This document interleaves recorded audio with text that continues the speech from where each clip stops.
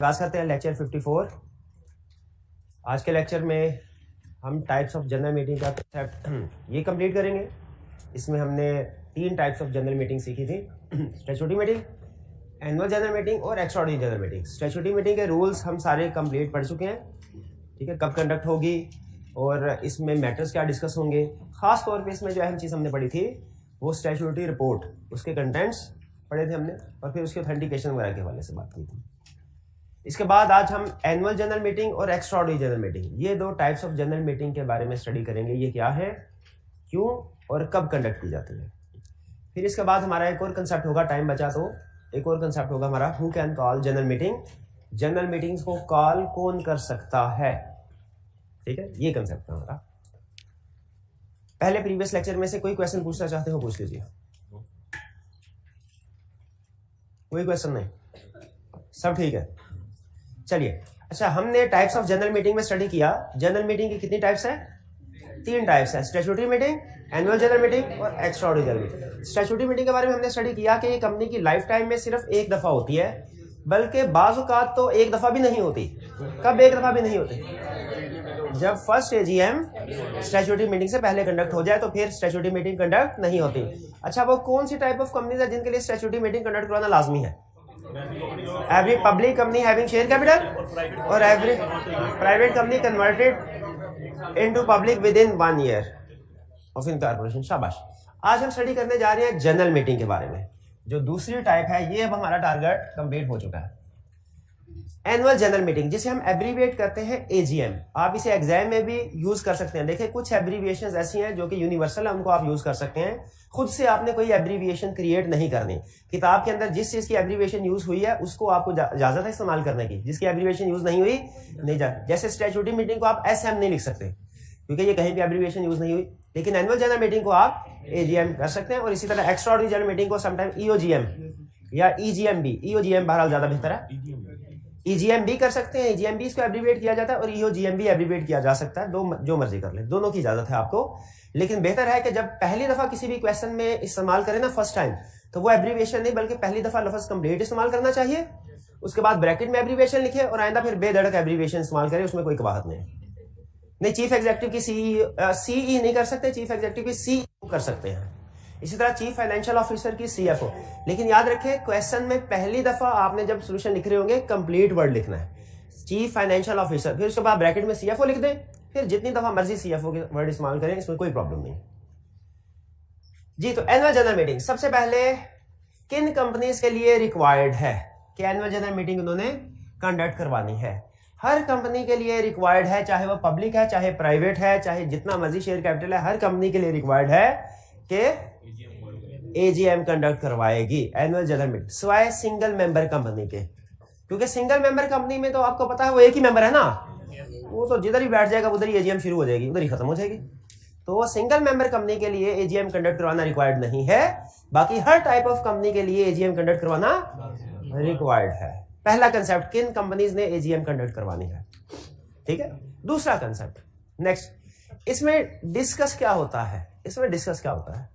देखिए, annual general meeting जैसा कि नाम से जाहिर है, ये हर साल होगी और साल में एक दफा होगी, ठीक है। हर साल में होगी, साल में एक दफा होगी, ये ज़हन में रखिएगा। इसीलिए इसका नाम एनुअल जनरल मीटिंग पड़ा। साल बाद इसने होना है, ठीक है, साल में एक दफा एनुअल जनरल मीटिंग ने होना है। अब इसमें बिजनेस कौन से डिस्कस किए जाएंगे? बिजनेस हम किसे कहते हैं? लॉ के एजेंडा आइटम जो कि डिस्कस होने हैं, मीटिंग में डिस्कस होने हैं, ठीक है। जैसे आपको लेक्चर प्लान दिया जाता है तकरीबन डेली, तो उसमें लिखा होता है आज कौन कौन सी अहम कंसेप्ट्स को डिस्कस करने जा रहे हैं। होम असाइनमेंट है तो कौन सा प्रैक्टिस क्वेश्चन डिस्कस। ये लॉ की लैंग्वेज में अगर हम देखें तो हम कहेंगे ये है business to be conducted in this class. क्या है? Business to be conducted. Business का एक जनरल मीनिंग भी होता है कि प्रॉफिट अर्न करने के लिए जो एक्टिविटीज की जाए, लेकिन लॉ में वर्ड बिजनेस का मतलब क्या है? एजेंडा, वो आइटम, वो मैटर्स जो आपने मीटिंग में डिस्कस करने हैं। अच्छा, अब कुछ मैटर्स ऐसे होते हैं जो रूटीन नेचर के हैं, वो हर साल डिस्कस करने ही होते हैं। जैसे आपको पता है फाइनेंशियल स्टेटमेंट हर साल बननी ही है, उनको डिस्कस करना है। जैसे आपको पता है डायरेक्टर्स रिपोर्ट पता है क्या होती है? डायरेक्टर्स रिपोर्ट के बारे में नहीं पता? अच्छा, मुझे ये बताइए, आप अकाउंटिंग के स्टूडेंट हैं, अकाउंटिंग का बेसिक पर्पस क्या होता है या फाइनेंशियल स्टेटमेंट्स बनाने का बेसिक पर्पस क्या होता है, बताना एक्सटर्नल यूजर्स को कि हमने जो सारा साल काम किया है तो इसमें प्रॉफिट कितना कमाया, ताकि परफॉर्मेंस पता चले डायरेक्टर्स की, शेयर होल्डर्स को। लेकिन सोच के मुझे बताइए कि क्या परफॉर्मेंस किसी भी पर्सन की, किसी भी ऑर्गेनाइजेशन की, किसी भी टीम की परफॉर्मेंस क्या सिर्फ मॉनेटरी टर्म्स में वैल्यूएट की जा सकती है, या कि कुछ नॉन फाइनेंशियल मैटर्स भी हो सकते हैं जो कि उसकी परफॉर्मेंस को इफेक्ट करते हों। जैसे अगर किसी की परफॉर्मेंस को हमने वैल्यूएट करना है, क्या सिर्फ इतना काफी है हम देखें कि उसने वो पैसे कितने कमाता है, या कि उसका बिहेवियर कैसा है, एटीट्यूड कैसा है लोगों के साथ, ये भी हमें इवैल्यूएट करना चाहिए। भाई कंपनी ने प्रॉफिट कितना कमाया यही काफी है, या कि उसने सोशल वेलफेयर के कितने काम किए, एम्प्लॉयज की वेलफेयर के लिए ठीक कितने काम किए, सोसाइटी के लिए, एनवायरमेंट के इंप्रूवमेंट के लिए कितने काम किए, ये भी उसकी परफॉर्मेंस में कंसीडर होने चाहिए। बताइए भाई होने चाहिए ना। इसीलिए डायरेक्टर्स ये कहते हैं सर फाइनेंशियल स्टेटमेंट्स तो रिक्वायर्ड हैं, ठीक है, वो तो बनाते ही हम आपको अपनी परफॉर्मेंस दिखाने के लिए, लेकिन हमारी असल परफॉर्मेंस अगर आपने देखते हैं ना, हमारी कंप्लीट परफॉर्मेंस, तो सिर्फ फाइनेंशियल स्टेटमेंट ना देखें। फाइनेंशियल स्टेटमेंट हमारी सिर्फ फाइनेंशियल परफॉर्मेंस को शो कर रही होगी, हमारी कुछ नॉन फाइनेंशियल परफॉर्मेंस भी तो है, हमने कुछ अच्छे अच्छे काम भी तो किए हैं, ठीक है। वो काम कहां लिखे जाएंगे, वो डायरेक्टर्स रिपोर्ट में, ठीक है। डायरेक्टर्स रिपोर्ट में ऐसी चीजें लिखी जाती हैं जो फाइनेंशियल स्टेटमेंट्स में नहीं होती, या होगी भी तो उनका सरसरी सा जिक्र होगा, जबकि डायरेक्टर्स अपनी रिपोर्ट में उनके ऊपर फोकस करवाना चाहते हैं। बेसिक पर्पस डायरेक्टर रिपोर्ट का यह है कि इसमें फाइनेंशियल के साथ साथ नॉन फाइनेंशियल मैटर्स को भी कवर किया जाता है, ताकि कंप्लीट परफॉर्मेंस उनकी शेयर होल्डर को और एक्सटर्नल वर्ल्ड को पता चले। इसीलिए जब कभी एनुअल जनरल मीटिंग होती है ना, वहां पे फाइनेंशियल स्टेटमेंट्स तो प्रेजेंट करते ही हैं डायरेक्टर्स, साथ साथ डायरेक्टर्स रिपोर्ट भी प्रेजेंट करते हैं। तो ये है डायरेक्टर्स रिपोर्ट। हर साल फाइनेंशियल स्टेटमेंट्स भी बनती है, डायरेक्टर्स रिपोर्ट भी बनती है। और फाइनेंशियल स्टेटमेंट सही है कि नहीं, भाई अगर डायरेक्टर्स बनाए खुद की फाइनेंशियल स्टेटमेंट्स, खुद की परफॉर्मेंस, तो उनमें गड़बड़ कर सकते हैं। तो इसीलिए लॉ ये कहता है कि जब आपने फाइनेंशियल स्टेटमेंट्स बनाई तो एजीएम में प्रेजेंट करने से पहले एक एक्सपर्ट बंदे से उसको चेक करवाएं। वो एक्सपर्ट बंदा कौन है, जो फाइनेंशियल मैटर्स का एक्सपर्ट है। और कल हमने बात की थी, उसका नाम क्या है, ऑडिटर। तो इसका मतलब है फाइनेंशियल स्टेटमेंट्स भी हर साल सामने रखी जाएंगी शेयर होल्डर्स के, डायरेक्टर्स और ऑडिटर्स रिपोर्ट भी। ऑडिटर्स रिपोर्ट याद रखें फाइनेंशियल स्टेटमेंट के ऊपर होती है, ठीक है। फाइनेंशियल स्टेटमेंट्स की एक्यूरेसी के बारे में बता रहे होते हैं कि जो डायरेक्टर ने फाइनेंशियल स्टेटमेंट बनाई है ठीक है कि नहीं। तो ये और इस तरह के कुछ और मैटर जो भी हम स्टडी करेंगे, ये डिस्कस कर दिए रूटीन के मैटर्स। इनको हम कहते हैं ऑर्डिनरी बिजनेस। उनको क्या कहते हैं, ऑर्डिनरी बिजनेस। लेकिन कुछ मैटर्स, इसी तरह इलेक्शन ऑफ डायरेक्टर्स, वो भी याद आ गया मुझे, ठीक है। तो कुछ मैटर्स ऐसे हैं जो एक्स्ट्रा ऑर्डिनरी सर्कमस्टेंसेस में डील किए जाते हैं, जो कोई एक्सेप्शनल सिचुएशन अराइज हो तब उनको डिस्कस किया जाएगा। वो मैटर्स कहलाते हैं स्पेशल बिजनेस। ऑर्डिनरी बिजनेस कौन से है, रूटीन के मैटर्स जो रूटीन में डिस्कस करने होते हैं, तकरीबन हर एनुअल जनरल मीटिंग में वो डिस्कस करने होते हैं, ठीक है। रूटीन के इन्हें कहते हैं ऑर्डिनरी बिजनेस। और कुछ बिजनेस ऐसे हैं, कुछ मैटर्स ऐसे हैं जो स्पेशल नेचर के हैं, जो एक्सेप्शनल नेचर के हैं, जो एक्स्ट्रा ऑर्डिनरी नेचर के हैं। वो जब कोई एक्स्ट्रा ऑर्डिनरी वो सिचुएशन राइज हो तब डिस्कस किए जाते हैं, वरना नहीं किए जाते। जैसे रिमूवल ऑफ चीफ एग्जीक्यूटिव, क्या ये ऑर्डिनरी बिजनेस है कि स्पेशल बिजनेस, स्पेशल। जैसे अल्टरेशन इन मेमोरेंडम और आर्टिकल्स, स्पेशल बिजनेस है, ठीक है। तो कुछ मैटर्स ऐसे होते हैं जो रूटीन के हैं, हर साल डिस्कस होंगे मीटिंग, उनको हम क्या कहते हैं, ऑर्डिनरी बिजनेस। और कुछ ऐसे हैं जो कि रेयर एक्सेप्शनल केसेस में अराइज होते हैं, उन्हें हम कहते हैं स्पेशल बिजनेस। अच्छा, एक चीज ध्यान में रखिएगा, ये मैंने ऑर्डिनरी बिजनेस और स्पेशल बिजनेस का कंसेप्ट आपके सामने रखने की कोशिश की है, नाम से ही जाहिर है वैसे तो, लेकिन कौन सा बिजनेस ऑर्डिनरी होगा, कौन सा बिजनेस स्पेशल बिजनेस होगा, ना ये मैंने डिसाइड करना है, ना ये आपने डिसाइड करना है। ये डिसाइड करेगा तो लॉ ही करेगा, और हमने उसके डिसीजंस के ऊपर क्वेश्चन नहीं उठाना। उसने किसी बिजनेस को कह दिया ये ऑर्डिनरी है तो मतलब ऑर्डिनरी है, उसने किसी बिजनेस को कह दिया ये स्पेशल है तो मतलब स्पेशल है, ठीक है। इसीलिए हम अब नेक्स्ट ये स्टडी करने जा रहे हैं कि एनुअल जनरल मीटिंग में कौन कौन से बिजनेस डिस्कस होंगे, व्हाट बिजनेस। तो पहला कंसेप्ट, एनुअल जनरल मीटिंग में ऑर्डिनरी बिजनेस भी डिस्कस होगा, स्पेशल बिजनेस भी डिस्कस होगा। देखिए स्टैट्यूटरी मीटिंग में तो एक ही मसला है, स्टैट्यूटरी रिपोर्ट, वही डिस्कस होना है, वो साइड पे हो गया। एनुअल जनरल मीटिंग में ऑर्डिनरी बिजनेस भी हो सकता है और स्पेशल बिजनेस भी हो सकता है। इसको डिफरेंशिएट कीजिए। आप अभी पढ़ा नहीं हमने, लेकिन सोचिए एनुअल जनरल मीटिंग में ऑर्डिनरी बिजनेस भी डिस्कस हो सकता है और अगर कोई इमरजेंसी सिचुएशन है वो भी डिस्कस।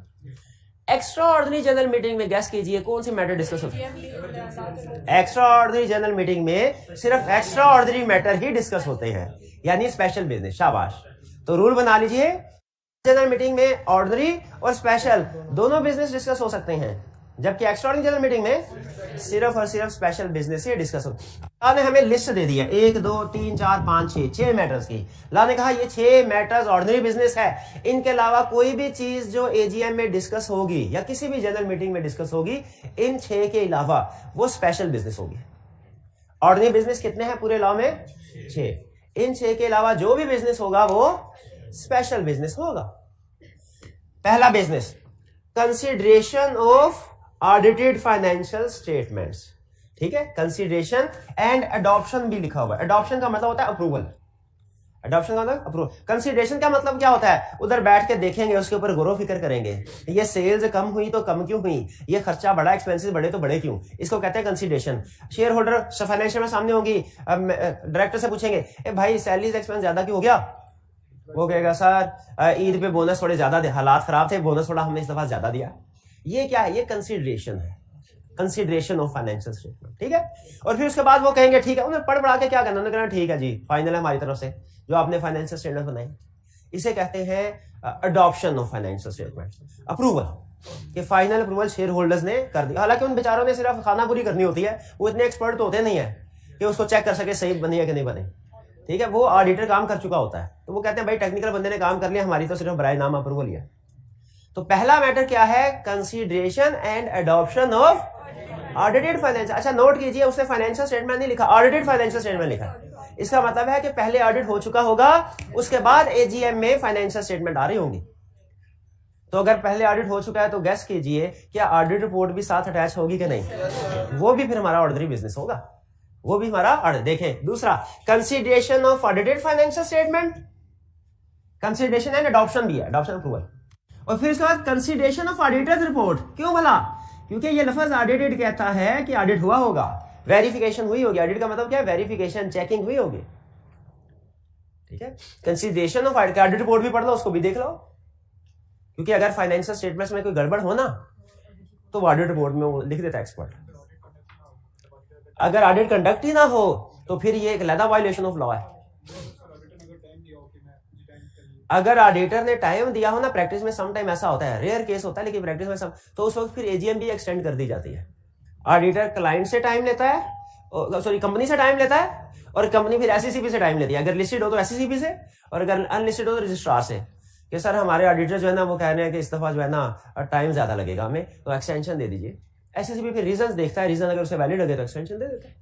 ठीक, तो बहरहाल audited financial statement ordinary business है। और फिर इसके बाद कंसीडरेशन ऑफ ऑडिटर। लफ्ज कंसीडरेशन समझ रहे हैं? कंसीडरेशन, कंसीडर करना यानी पढ़ना, उसको सोचना ये क्या लिखा हुआ है, बस। अप्रूवल नहीं होगी यहां पे। अप्रूवल क्यों नहीं होगी भला? क्योंकि इसकी अप्रूवल तो उस एक्सपर्ट बंदे ने देनी है, ऑडिटर ने। ये मेंबर शेयर होल्डर ने अप्रूव करनी। शेयर होल्डर ने सिर्फ फाइनेंशियल स्टेटमेंट्स को अडॉप्ट करना है। डायरेक्टर्स रिपोर्ट तो, ऑडिटर्स रिपोर्ट तो ऑडिटर ने उसको साइन करके ऑलरेडी दे दिया होगा। तो अडॉप्शन का वर्ड याद रखिएगा, सिर्फ फाइनेंशियल स्टेटमेंट के साथ है। और कंसीडरेशन का मतलब मैंने आपको समझा दिया, उसको पढ़ना, गौर फिक्र करना क्या लिखा हुआ है।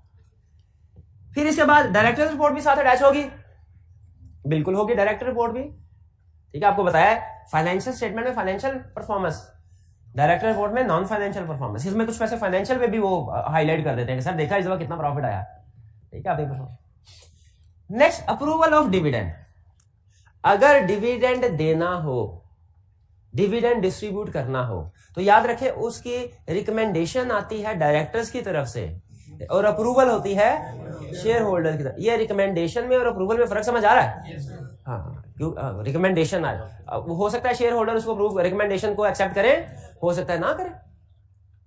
तो अगर शेयर होल्डर्स को डिविडेंड देना है, कितना डिविडेंड पे करना है, ये भी हर साल फैसला होता है कि डिविडेंड देना चाहिए कि नहीं।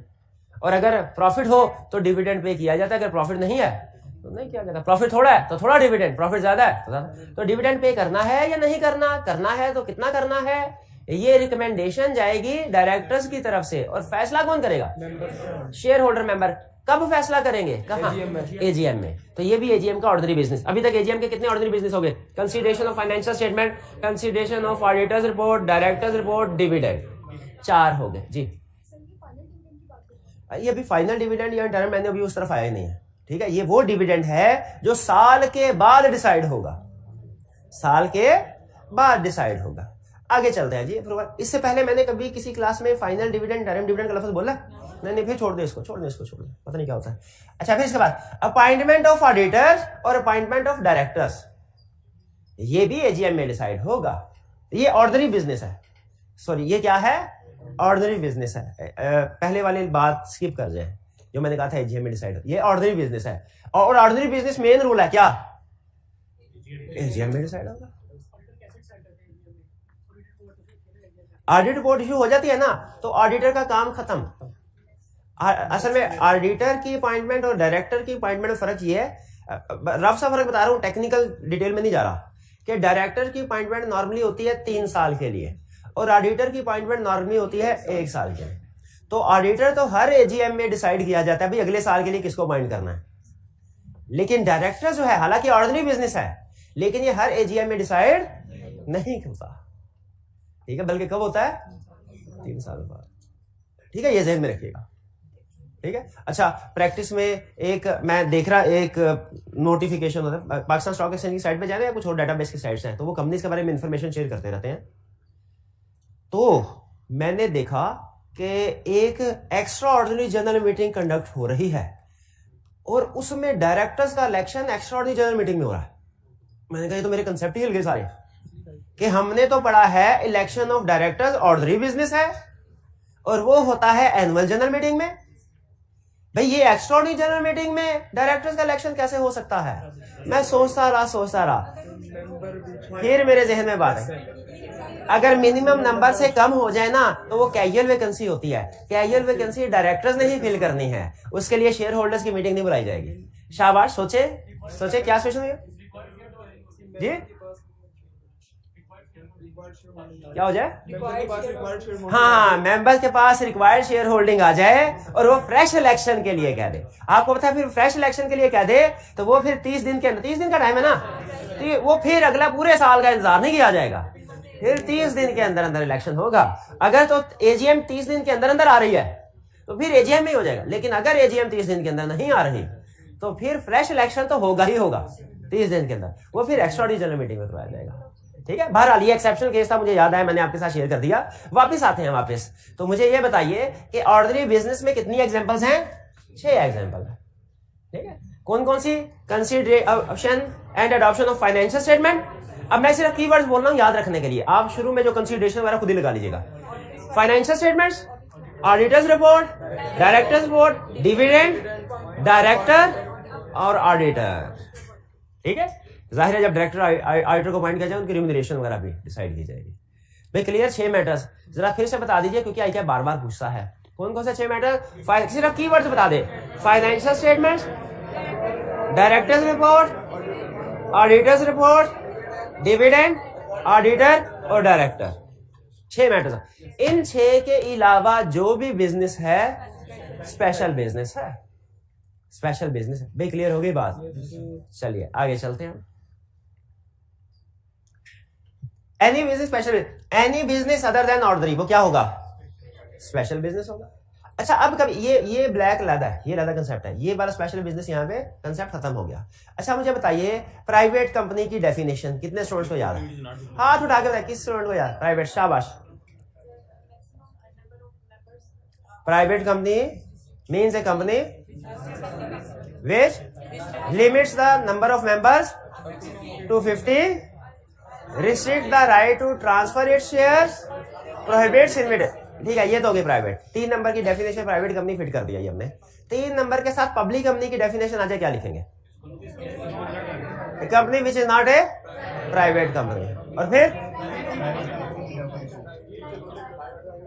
प्राइवेट कंपनी की डेफिनेशन रिप्रोड्यूस करनी है ताकि उसे पता चल जाए ये प्राइवेट कंपनी है और हम उसे पहले ही बता चुके हैं कि जो प्राइवेट कंपनी। अच्छा, कुछ स्टूडेंट कहते हैं सर ऐसा क्यों ना करें कि प्राइवेट कंपनी की डेफिनेशन को ही उल्टा के नॉट करके पब्लिक की डेफिनेशन बना दे। ये तरीकाकार नॉट रिकमेंडेड है, ये तरीकाकार नॉट रिकमेंडेड है। जो प्रॉपर तरीकाकार है वो यही है कि जब उसने पब्लिक कंपनी की डेफिनेशन पूछी तो पहले उसको पब्लिक कंपनी की डेफिनेशन बता दें, एक लाइन वाली, 1 लाइन, फिर उसके बाद प्राइवेट कंपनी की डेफिनेशन रिप्रोड्यूस करनी है कि following is a private company. Clear हो? जिस तरह पब्लिक कंपनी को उसने डिफाइन किया ना, उसी तरह स्पेशल बिजनेस को भी डिफाइन किया। स्पेशल बिजनेस क्या है? Every business other than ordinary business. लेकिन डेफिनेशन यहां पे खत्म नहीं हो। फेल होने वाला स्टूडेंट समझता है डेफिनेशन यहां पे खत्म हो गई है, लेकिन पास होने वाले स्टूडेंट को पता है डेफिनेशन यहां पे खत्म नहीं हुई। ये इसको हम कहते हैं बैलेंसिंग डेफिनेशन। बैलेंसिंग फिगर जैसे होती है ना अकाउंटिंग में, ये बैलेंसिंग कि हर इस चीज के अलावा सब कुछ इधर है, ठीक है। ऑर्डिनरी बिजनेस के अलावा सब बिजनेस स्पेशल बिजनेस है, लेकिन डेफिनेशन यहां पे खत्म नहीं हुई। क्यों नहीं? अब आपको लिस्ट देनी पड़ेगी। किसकी लिस्ट देनी पड़ेगी? और भाई ये अजीब बात है, पूछा स्पेशल बिजनेस है, लिस्ट ऑर्डिनरी बिजनेस की देना। क्यों? क्योंकि उससे पहले हम लिख चुके हैं कि स्पेशल बिजनेस क्या है? Every business other than ordinary business. फिर उसके बाद हमने उसे कहा ऑर्डिनरी बिजनेस, क्योंकि सिर्फ इतना लिखने के 4 नंबर थोड़ी देगा कि स्पेशल बिजनेस क्या है? Every business other than ordinary business. तो आपने उसको बता देना फिर ऑर्डिनरी बिजनेस क्या है। अच्छा, वैसे स्पेशल बिजनेस की कुछ एग्जांपल्स भी हैं। एक होती है डेफिनेशन, एक है एग्जांपल। जब आप कहते हैं ना every business which is not ordinary is special business, और फिर फॉलोइंग आर ऑर्डिनरी बिजनेस, ये आप टेक्निकली स्पीकिंग डेफिनेशन दे रहे हैं स्पेशल बिजनेस की। एग्जांपल्स अभी नहीं दी, एग्जांपल्स अभी, कंसेप्ट अभी भी अधूरा सा है। तो फिर आपने इसके बाद डेफिनेशन के बाद भाई दे देनी चाहिए कि नहीं एग्जांपल्स, ठीक है। हर कंसेप्ट जिसकी एग्जांपल मौजूद हो एग्जांपल दे देना बेहतर होता है। तो स्पेशल बिजनेस की कुछ अपनी भी एग्जांपल है। एक तो बैलेंसिंग फिगर की डेफिनेशन वो दे दी, अपनी भी एग्जांपल क्या है स्पेशल बिजनेस की? Removal of chief executive, alteration of memorandum and article, और एक और भी एडवांस जाके पढ़ेंगे, इन्वेस्टमेंट इन एसोसिएटेड कंपनी। ये बताया हुआ मैंने कभी? इन्वेस्टमेंट इन एसोसिएटेड कंपनी। चले याद, अगर बताया तो याद कर ले, वरना छोड़ दें, कोई मसला नहीं है, वो बाद में पढ़ लेंगे जी। ये समझ आ गया बिजनेस कौन सा कंडक्ट होता है एजीएम में? ऑर्डिनरी भी और स्पेशल भी, ठीक है जी। अच्छा, एक चीज ध्यान में रखें, एनुअल जनरल मीटिंग में ऑर्डिनरी बिजनेस भी डिस्कस होगा, स्पेशल बिजनेस भी डिस्कस होगा। एग्रीड? अच्छा, 2 कंसेप्ट एग्जाम में स्टूडेंट्स मिक्स कर देते हैं, अभी आपको वार्न कर रहा हूं मिक्स नहीं करना। एक कंसेप्ट है मीटिंग कौन कंडक्ट करवाएगा, कौन कॉल करेगा, और एक है उस मीटिंग के अंदर जो मैटर डिस्कस होना है, जो रेजोल्यूशन पास होनी है किसी मैटर के ऊपर, वो मैटर कौन ऐड करवाएगा। 2 कंसेप्ट है, दोनों फर्क है। एक कंसेप्ट क्या है? मीटिंग कौन कंडक्ट करवाएगा, और दूसरा उस मीटिंग में जो डिस्कस होना है ये कौन डिसाइड करेगा। जनरल रूल हमारा ये है कि मीटिंग भी डायरेक्टर्स डिसाइड करते हैं, डायरेक्टर्स कंडक्ट करवाते हैं, और उसमें जो मैटर डिस्कस होने हैं वो भी डायरेक्टर्स। लेकिन याद रखें मेंबर्स भी इस रूल की एक्सेप्शन है। जनरल रूल क्या बताया? फिर से जनरल रूल क्या बताया कि मीटिंग कब कंडक्ट होगी ये भी डायरेक्टर्स डिसाइड करेंगे, उस मीटिंग में डिस्कस क्या क्या होगा ये भी डायरेक्टर डिसाइड करे। लेकिन ये जनरल रूल है, इसकी कुछ एक्सेप्शन है। एक्सेप्शन का मतलब समझ लें। एक्सेप्शन का मतलब ये है कि सम टाइम डायरेक्टर्स के अलावा भी कुछ लोग डिसाइड कर सकते हैं कि अब मीटिंग हो, अब मीटिंग हो। वो कौन? यही तो एक्सेप्शन है। हो सकता है मेंबर्स हो सकता है कमीशन हो, वो तो पढ़ेंगे, वही तो एक्सेप्शन है। और ये भी हो सकता, ये अलग कंसेप्ट है कि मीटिंग डायरेक्टर्स के अलावा कौन कंडक्ट करवा सकता है, ये अलग कंसेप्ट है। और अगर डायरेक्टर्स ने मीटिंग रख ली हुई है, कोई और अलग सिचुएशन बता रहा हूं, उस मीटिंग में डायरेक्टर ने कहा 4 मैटर डिस्कस होंगे, क्या कोई 5वां मैटर्स भी ऐड करवाया जा सकता है? वो कौन करवाएगा? डायरेक्टर्स ने तो कहा था सिर्फ 4 मेंबर्स, ये एक्सेप्शन है। तो 2 एक्सेप्शंस, दोनों को फर्क रखना है। एक मीटिंग कौन कंडक्ट करवाएगा, इसका रूल अलग है, और दूसरा उस मीटिंग के अंदर जो बिजनेस डिस्कस होना है, जो रेजोल्यूशंस पास होनी है, वो कौन ऐड करवाएगा, ये अलग कंसेप्ट है। देखिए मीटिंग में जो भी मैटर डिस्कस होता है वो या तो अप्रूव होता है या रिजेक्ट होता है, ऐसे ही होगा ना। और अप्रूव और रिजेक्ट होने के लिए रेजोल्यूशन पास होती है। तो इसका मतलब जो भी मैटर बिजनेस मीटिंग में डिस्कस हो रहा होगा, जो भी बिजनेस डिस्कस हो रहा होगा, उसके अप्रूवल या रिजेक्शन के लिए क्या होगा? रेजोल्यूशन पास होगी। ठीक है, तो यूं कह लीजिए कि बिजनेस टू बी डिस्कस्ड या यूं कह लीजिए resolution to be passed in general meeting, एक ही बात है, एक ही बात है।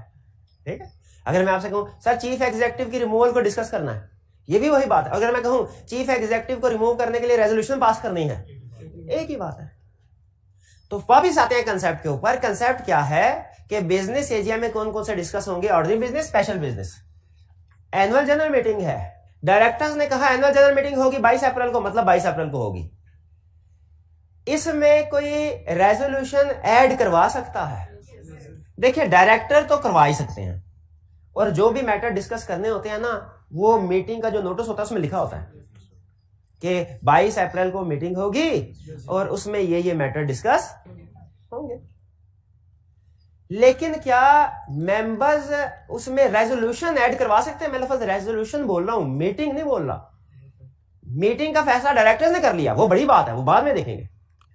क्या मेंबर्स अगर चाहे तो उसमें कोई रेजोल्यूशन ऐड करवा सकते हैं कि सर हमारी तरफ से ये भी 2 रिक्वायरमेंट्स है, जरा इनको भी डिस्कस कर लीजिएगा मीटिंग में, इनके ऊपर भी फैसला हो जाए? इसकी एक बड़ी अच्छी एग्जांपल जो आई कि आपने 2-3 दफा टेस्ट किया, बल्कि आपकी नजरों से भी शायद केस स्टडी गुजरी होगी। बात कहा था चीफ एग्जीक्यूटिव डायरेक्टर्स के इशारों पे काम कर रहा होता है और वो शेयर होल्डर्स के इंटरेस्ट के खिलाफ होता है। अब इसमें डायरेक्टर्स जब मीटिंग कॉल करते हैं ना, वो बाकी के तो सारे एजेंडा आइटम्स इंक्लूड कर देते हैं, रिमूवल ऑफ चीफ एग्जीक्यूटिव नहीं करते हैं क्योंकि वो उनके फेवर में काम कर। लेकिन मेंबर्स ये चाहते हैं कि रिमूवल ऑफ चीफ एग्जीक्यूटिव भी ऐड। मेंबर्स ये नहीं चाहते कि कोई नई मीटिंग लदा से हो, ये नहीं चाहते, बल्कि क्या चाहते हैं, इसी मीटिंग के अंदर कोई बिजनेस, कोई रेजोल्यूशन ऐड हो जाए। तो क्या मेंबर्स को भी लॉ ने पावर दी है कि अगर वो चाहे तो रेजोल्यूशन ऐड कर सकते हैं? इसका जवाब है यस। लेकिन उसकी शर्त क्या है? मेंबर्स के पास 5% वोटिंग पावर होनी चाहिए। कितनी वोटिंग पावर? 5% वोटिंग पावर होनी चाहिए। और वो मीटिंग से 10 दिन पहले, कम से कम 10 दिन पहले डायरेक्टर्स को नोटिस इशू करें कि सर आप मीटिंग का फैसला आपने किया, बहुत अच्छा फैसला किया, लेकिन उस मीटिंग के अंदर आपने 4 मैटर्स इंक्लूड किए, 5वां हमारी तरफ से भी डिस्कस करवाएं। फैसला तो जाहिर है मीटिंग में होगा, फैसला तो जाहिर है रेजोल्यूशन वोट की बेस पे होगा, लेकिन ऐड तो करवा दें उसको, डिस्कस तो हो, मैटर सामने तो है, मसला अप्रूव होना है रिजेक्ट होना है बात की बात है, बाद में देखेंगे, मीटिंग में देखेंगे। ऐड तो उसके लिए शेयर होल्डर्स क्या कोई रेजोल्यूशन ऐड करवाना चाहे जो कि नोटिस ऑफ एजीएम में नहीं है, करवा सकते हैं? बिल्कुल करवा सकते हैं। मीटिंग से कितने दिन पहले? कम से कम 10 दिन पहले, क्योंकि बाद में फिर डायरेक्टर ने बाकी लोगों को भी इन्फॉर्म करना। चलिए ये कंसेप्ट हो गया, कौन सा बिजनेस डिस्कस होगा, क्लियर हो गया। ऑर्डिनरी भी, स्पेशल भी। डिसाइड कौन करेगा कि कौन सा बिजनेस है? नहीं, हाँ, कौन सा बिजनेस ऑर्डिनरी है, कौन सा स्पेशल, ये लॉ ने डिसाइड कर दिया। लेकिन अब जो एजीएम का नोटिस भेजा है, इसमें ऑर्डिनरी बिजनेस तो होंगे ही होंगे, कोई स्पेशल बिजनेस होगा या नहीं होगा, होगा तो कौन सा होगा, ये कौन डिसाइड करेगा?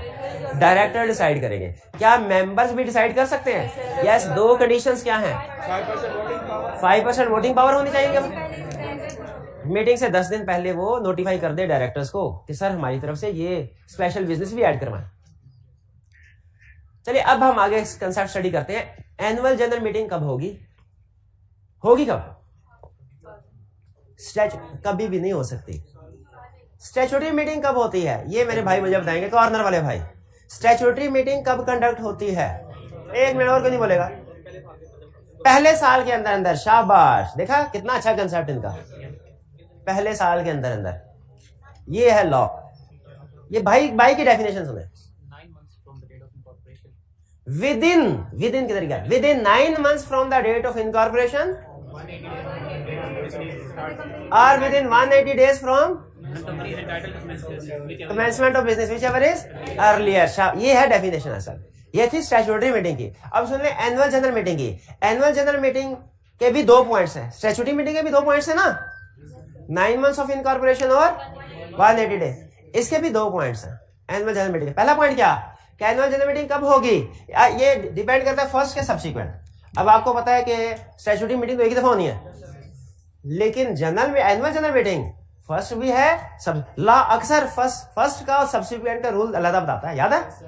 फर्स्ट डायरेक्टर की अपॉइंटमेंट कब होती है, कैसे होती है, बताइए। शाबाश, बहाने से पुराने कंसेप्ट जेल में आ रहे हैं, पूछने की इजाजत है कि नहीं? फर्स्ट डायरेक्टर की अपॉइंटमेंट कैसे होती है? सब्सक्राइबर्स करते हैं इनकॉर्पोरेशन के डॉक्यूमेंट्स के साथ। सब्सिक्वेंट डायरेक्टर्स की अपॉइंटमेंट कैसे होती है? फर्स्ट एजीएम में लेके with in 14 days of AGM, election के बाद सर, इलेक्शन के बाद 14 दिनों में, डायरेक्टर्स के इलेक्शन के बाद 14 दिनों में क्या होगा? सर ये इलेक्ट डायरेक्टर्स इलेक्ट होंगे। ये डायरेक्टर्स के इलेक्शन के बाद अल्लाह अकबर, अल्लाह अकबर। नहीं कोई वो समय चीफ एग्जीक्यूटिव को मिक्स कर दिया, और यही मैं चाह रहा था। मैंने विद इन 14 डेज ऐसे नहीं कहा था, अंदाजा था कोई ना कोई पहुंच जाएगा इसको। चलिए, तो फर्स्ट चीफ एग्जीक्यूटिव और सब्सिक्वेंट चीफ एग्जीक्यूटिव में भी लॉ ने रूल डिफरेंट बताया। उसी तरह फर्स्ट एनुअल जनरल मीटिंग का रूल और सब्सिक्वेंट एनुअल जनरल मीटिंग का रूल भी डिफरेंट है। फर्स्ट एजीएम का रूल क्या है? वो सिंपल है, within 16 months from date of incorporation. लेकिन अगर करवानी तो है ही, अगर विद इन 16 की बजाय विद इन 6 मंथ्स करवा लेना, कंपनी को डबल फायदा हो जाए। वो क्या? स्टैट्यूटरी मीटिंग से जान छूट जाएगी। शाबाश, बिल्कुल ठीक है। लेकिन बहरहाल लॉ ने 16 मंथ्स दिया टाइम कि फर्स्ट एजीएम कब होगी? Within 16 months from date of incorporation. और सब्सिक्वेंट एजीएम कब होगी? इसके दो रूल्स हैं, दोनों ध्यान से सुनने हैं। With in 120 days from close of financial year. क्या होता है? साल का एंड, जो आपका है जब आप इनकम स्टेटमेंट बनाते हैं, फॉर द ईयर एंडेड 31 दिसंबर 2022, वो जो होता है 31 दिसंबर, वो होता है year financial year and, close of year, या जिस दिन बैलेंस शीट बनती है एज ऑन 31 दिसंबर, वो जो एज ऑन 31 दिसंबर है ना, ये है क्लोज ऑफ फाइनेंशियल, ये डेट। तो इसके बाद 4 महीनों के अंदर अंदर एजीएम कंडक्ट करवाई जाएगी। ट्रू और फॉल्स? फॉल्स। बताया था जहां लॉ ने मंथ्स यूज किए हैं, हमने भी मंथ्स यूज करने हैं, जहां लॉ ने डेज यूज किए हमने भी डेज यूज करने हैं। तो सब्सिक्वेंट एजीएम कंडक्ट करवाई जाएगी within 120 days of close of financial year. और दूसरा रूल भी सुन लें, once in each calendar year, once in each. अच्छा, एक्सटेंशन हो सकती है, लेकिन ये हम पहले पढ़ चुके हैं, डिस्कस नहीं करूंगा मैं इसको में, कि अगर लिस्टेड कंपनी है तो 30 दिन की एक्सटेंशन इसे कमीशन देगा, अनलिस्टेड कंपनी है तो 30 दिन तक की एक्सटेंशन रजिस्ट्रार देगा। मैं असल जो आपको फोकस करवाना चाहता हूं वो इस कंसेप्ट के ऊपर, once in each calendar year. Calendar year क्या होता है? हाँ, कैलेंडर ईयर हमेशा 1 जनवरी से शुरू होगा, 31 दिसंबर में खत्म होगा, हमेशा। फाइनेंशियल ईयर डिपेंड करता है कंपनी का अकाउंटिंग साइकिल क्या है। कुछ कंपनीज का फाइनेंशियल ईयर 1 जनवरी से 31 दिसंबर होता है, जैसे जहां तक मुझे आता है बैंक्स ने अपना 31, और कुछ कंपनीज ऐसी होती हैं जिनका फाइनेंशियल ईयर स्टार्ट होता है 1 जुलाई से और खत्म 30 दिन। जैसे पाकिस्तान का फाइनेंशियल ईयर वो कैलेंडर ईयर से डिफरेंट है, वो 1 जुलाई से शुरू होगा 30 दिन पे। और अब जो साल शुरू होने वाला उसका करीब 1-2 दिन में बजट भी आने वाला है, शायद आज आने वाला है। हाँ जी, चले आ गया जी बजट। चले, तो ये फाइनेंशियल ईयर और कैलेंडर ईयर में फर्क समझ आ गया आपको?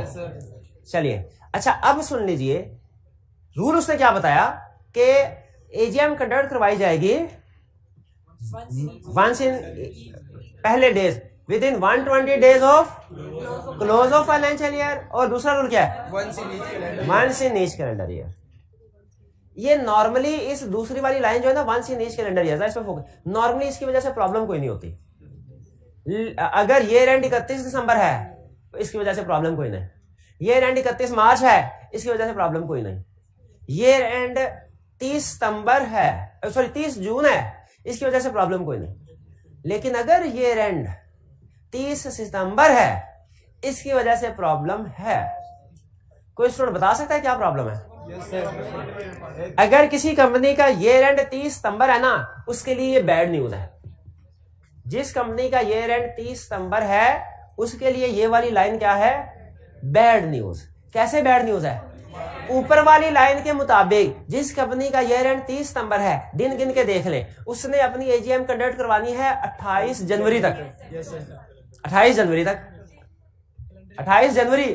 जैसे अगर ईयर एंड है 30 सितंबर 2022, तो इस कंपनी ने, अगर हम ये दूसरे वाला सूल को साइड में कर दें, अगर ईयर एंड 30 सितंबर है, इस कंपनी ने अपनी एजीएम कंडक्ट करवानी 120 दिन के अंदर, जो बनती है 28 जनवरी 2023, इस डेट तक करवानी है।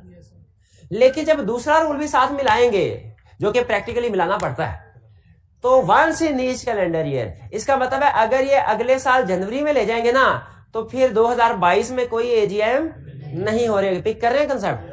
तो इसलिए इस कंपनी ने अब क्या करना है, 28 जनवरी 2023 तक नहीं, बल्कि 31 दिसंबर 2022 तक एजीएम कंडक्ट करवानी है। ट्विस्ट आया कि नहीं कहानी में? बिल्कुल। हाँ पहले नहीं, ये हर देखिए ये होगा हर साल प्रॉब्लम आएगी, क्योंकि हर साल उसने 31 दिसंबर से पहले मीटिंग करवानी है। तो फिर अगला आप देखें, उसने फर्ज कीजिए 30 दिसंबर 2022 को मीटिंग करवा ली। अब जब 2023 का साल खत्म होगा 30 सितंबर, इसमें भी तो उसने उसी साल करवानी है। अच्छा, यानी आप ये कह रहे हैं कि एक दफा वायलेशन कर ले और फिर उसके बाद लाइन पे आ जाए हैं? एक दफा हो गए, नहीं सर हमने 31 दिसंबर नहीं, हमने 15 जनवरी को मीटिंग करवानी है, ताकि फिर आइंदा से हर साल अगले साल जाने। ये सोच रहे हैं। लॉ कहता है ये आपने स्टूडेंट लाइफ में नहीं सोचना, ये प्रैक्टिस के इश्यूज होते हैं। स्टूडेंट लाइफ में आपने हमेशा लॉ की पाबंदी करनी है, जरा सा भी दाएं बाएं नहीं होना, ऐसे है ना, जरा सा भी दाएं बाएं। तो एजीएम, फर्स्ट एजीएम कब कंडक्ट होती है?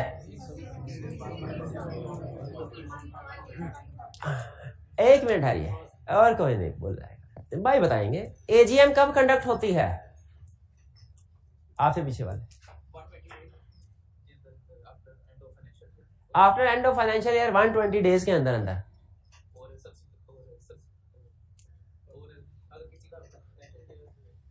और वंस इन एज, गलत बताया, ये शाबाश, ये सब्सिक्वेंट है। आप देखें मैंने अपने क्वेश्चन में क्या फर्स्ट और सब्सिक्वेंट का वर्ड यूज किया था?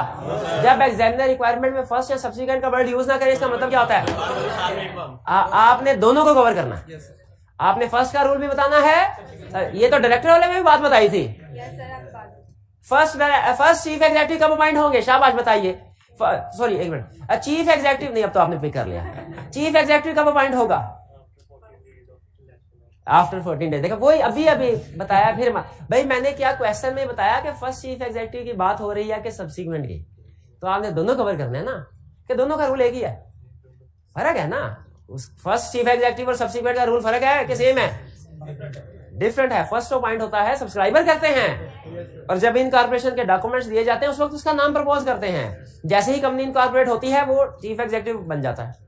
लेकिन सब्सिक्वेंट तो एजीएम में डायरेक्टर का इलेक्शन होने के बाद विद इन 14 डेज होता है, और चीफ एग्जेक्टिव और चेयरमैन का सेम में होता है पीरियड में। याद है? चलिए जी, ये तो है बात से बात निकली, तो हमने डिस्कस कर लिया। बहरहाल सब्सिक्वेंट एजीएम कब कंडक्ट होगी ये समझ आ गया आपको? रूल ये है। इस रूल की एप्लीकेशन बाकी कंपनीज के लिए आसान है। एक कंपनी को थोड़ी प्रॉब्लम हो जाती है। किस कंपनी? जिसका ईयर एंड 30 सितंबर है या 30 अक्टूबर है या 30 नवंबर, 31 नवंबर, जो भी करें आप, 31 अक्टूबर जो भी है, 30 सितंबर या उसके बाद जिसका ईयर एंड होगा उसको फिर टाइम कम मिलता है, क्योंकि 120 दिन पूरे होने से पहले ही साल खत्म हो जाता है। Once in each calendar year नहीं बोलना। केस स्टडी में एग्जाम में once in each calendar year नहीं बोलना जी। क्या मीटिंग लेट कर सकते हैं? क्या लेट नाइट कर सकते हैं? बिल्कुल कर सकते हैं। नहीं देखें, एडजॉर्न भी कर सकते हैं।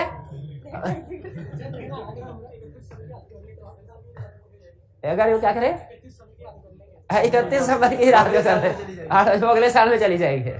नहीं, एडजॉर्नमेंट हो सकती है। ये मीटिंग ही हुई भाई, ये मीटिंग। चले आगे चलते हैं भाई।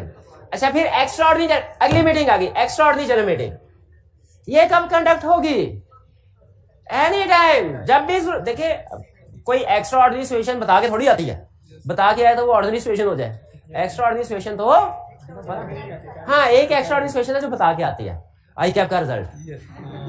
लेकिन कंपनी के केस में तो एक्स्ट्रा ऑर्डिनरी सर कभी भी हमें मेमोरेंडम की अल्टरेशन की जरूरत पड़ सकती है, आर्टिकल्स की अल्टरेशन की जरूरत पड़ सकती है, चीफ एग्जेक्टिव को रिमूव करने की जरूरत पड़ सकती है, एसोसिएटेड कंपनी में इन्वेस्टमेंट करने की जरूरत पड़ सकती है, कभी भी नीड अराइज हो सकती है। तो इसीलिए लॉ ये कहता है एक्स्ट्रा ऑर्डिनरी जनरल मीटिंग कब कंडक्ट करवा सकते हैं? प्रैक्टिस में देखा जाता है जब कोई मसला कोई भी एक्सेप्शनल नेचर का, यानी कोई भी स्पेशल बिजनेस अराइज होना, तो देखा जाता है क्या एजीएम करीब है कि नहीं। अगर तो एजीएम करीब है, तो चूंकि लॉ ने हमें एजीएम में स्पेशल बिजनेस डिस्कस करने की इजाजत दी हुई है, तो फिर कोशिश होती है कि एजीएम में डिस्कस कर लें। करीब 2 मीटिंग करवाना मुनासिब नहीं एजीएम। लेकिन अगर एनुअल जनरल मीटिंग दूर हो और मामला इतने टाइम तक लटकाया नहीं जा सकता, तो फिर एक्स्ट्रा ऑर्डिनरी जनरल मीटिंग कभी भी कंडक्ट करवा सकते। देखिए स्टैट्यूटरी मीटिंग का टाइम पीरियड था, एनुअल जनरल मीटिंग का भी था, एक्स्ट्रा ऑर्डिनरी जनरल मीटिंग कभी भी कंडक्ट करवाई जा सकती है। ठीक है, इसमें क्या डिस्कस होगा? सिर्फ और सिर्फ special business, ordinary business discuss नहीं होगा। एजीएम में ऑर्डिनरी प्लस स्पेशल दोनों हो सकते हैं, जबकि एक्स्ट्रा ऑर्डिनरी जनरल मीटिंग में सिर्फ स्पेशल डिस्कस होगा। हाँ, फिर उसने हमें बता दिया कि स्पेशल बिजनेस के एग्जांपल्स क्या हैं। ये एग्जांपल अल्टरेशन ऑफ मेमोरेंडम या articles, investment in associated company, removal of chief, ये दोनों आपने पढ़ लिए पहला, इसलिए आसानी से समझ आ गया होगा। सेकंड वाला अभी आपने पढ़ना है, ये शायद आपका चैप्टर 10-11 में कहीं जाके पढ़ेंगे आप, इसीलिए आपको ये अभी लग रहा होगा कि कुछ अजीब सा कंसेप्ट है, क्योंकि अभी पढ़ना, लेकिन याद कर लें। अच्छा, फिर एक आपको रूल सिखा रहा है, क्या कि अगर ऑर्डिनरी बिजनेस है वो पास होगा ऑर्डिनरी रेजोल्यूशन से, अगर कोई स्पेशल बिजनेस है वो पास होगा स्पेशल रेजोल्यूशन से। जनरल रूल क्या है कि ऑर्डिनरी बिजनेस पास होगा ऑर्डिनरी रेजोल्यूशन से, स्पेशल बिजनेस पास होगा स्पेशल रेजोल्यूशन से। जनरल रूल समझ आ गया क्या? Ordinary business by ordinary resolution, special business by special resolution. शाबाश, ठीक है। अब हम स्टडी करते हैं। नहीं, आज तो टाइम भी है, रोज आप यही कहते हैं टाइम। 2 मिनट नहीं, 5 मिनट में बहुत कुछ हो जाएगा। 2 मिनट में कुछ नहीं होता, तो जब इन्विजिलेटर पेपर लेने आता है उसे ये क्यों कहते हैं 1 मिनट? ये क्यों कहते हैं? कुछ ना कुछ हो जाता ना 1 मिनट में, इसलिए कहते हैं ना सर 1 मिनट बस। आपको अपनी अम्मी की कसम 1 मिनट क्यों कहते हैं? क्योंकि हाँ, अभी तो हमारे पास 5 मिनट है, 5 मिनट।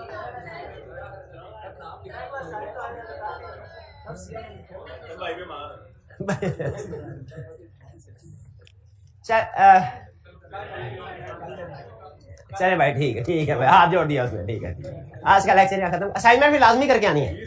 आज का लेक्चर यहाँ खत्म करते हैं। अल्लाह हाफ़िज़।